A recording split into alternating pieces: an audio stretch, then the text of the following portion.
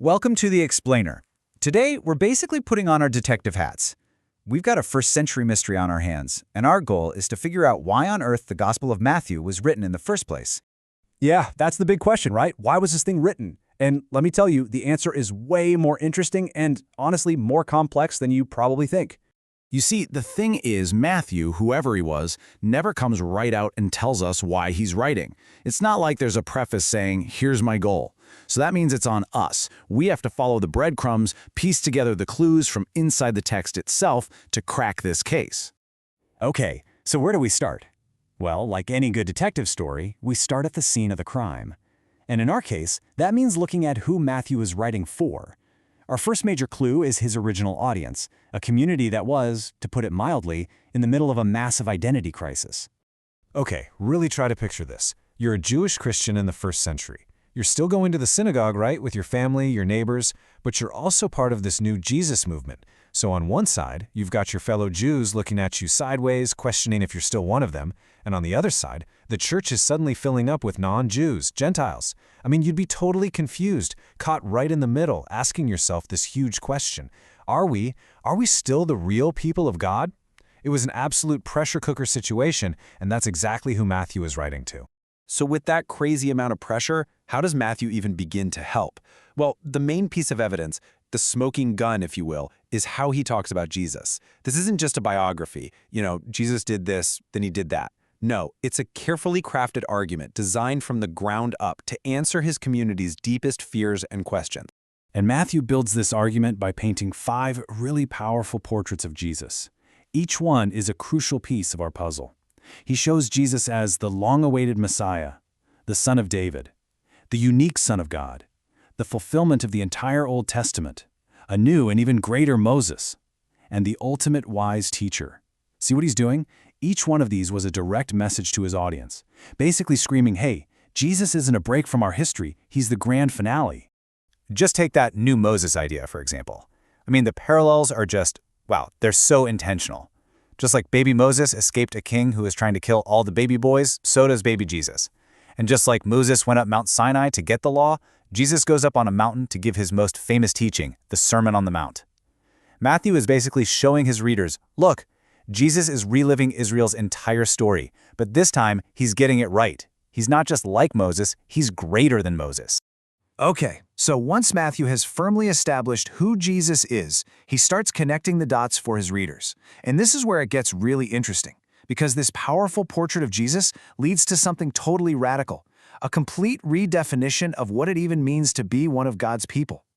And here's the absolute game changer. Matthew is arguing that if Jesus is the true Israel, the fulfillment of it all, then being one of God's people isn't about your ethnicity anymore. It's not about being Jewish, and it's not even about perfectly following the old law of Moses. Nope, it's now defined by one thing, your faith in Jesus. And that one shift, well, it blew the doors wide open for absolutely everyone. And just like that, the crisis that community was feeling suddenly starts to make sense in a whole new light. The inclusion of all these non-Jews, the Gentiles, well, it wasn't some mistake or a weird detour from the plan. It was part of God's plan from the very beginning. That's why Matthew makes a point to include the Gentile wise men right at Jesus' birth, and why he ends his entire book with Jesus' final command to go and make disciples of all nations. He's trying to reassure them saying, hey, this new, inclusive family, this is exactly how it was always meant to be. But, this leads to the biggest question of all, the final piece of our mystery. If Jesus is the promised king, the Messiah, then where's his kingdom? What's going on? Okay, first things first, let's get our terms straight. When Jesus and Matthew talk about the kingdom of God, they're not talking about a place on a map with borders and a capital city. It's not a physical country.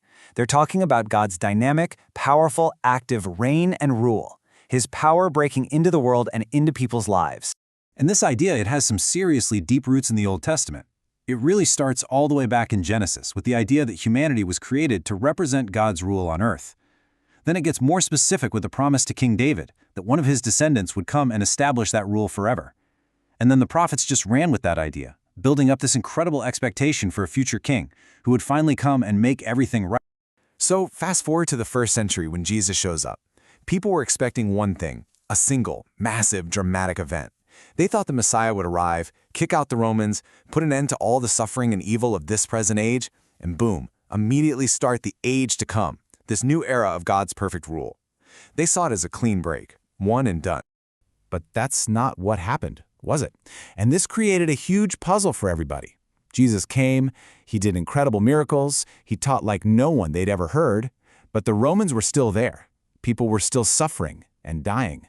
So the question was, if he's the Messiah, why didn't the world just flip a switch and become perfect overnight, like everyone expected? And right here, this is the master key that unlocks Matthew's gospel and, frankly, most of the New Testament. Jesus revealed that the kingdom wasn't coming all at once, it was coming in 2 stages. It has already arrived with his first coming, it has broken into our present world, but its full, complete, everything is made new fulfillment is not yet here. That's what we're waiting for when he returns. All right, we've gathered all the evidence, we've looked at all the clues, let's put it all together. It's time to close this case. So now we can see it clearly. Matthew wasn't just writing down stories about Jesus. He was creating a foundational blueprint for this new, messy, inclusive community. He was giving them an identity, a purpose, and a way to understand their totally unique place in history, living in this strange but powerful overlap of the ages, between the already and the not yet. And when you have this key, even Jesus' most famous teachings, like the Sermon on the Mount, suddenly click into place. It's not some impossible list of rules designed to show you how much you fail. No, it's a description of the kind of person you can become, the kind of life that's actually possible for someone who is a citizen of the kingdom that has already arrived. And with that, our case is closed. Matthew wrote to give a community in deep crisis a new identity and a roadmap for how to live in the tension of their time. And his solution leaves us with a really powerful question for ourselves. If we are also living in this time between the already and the not yet, how should that change the way we see our world and our purpose in it?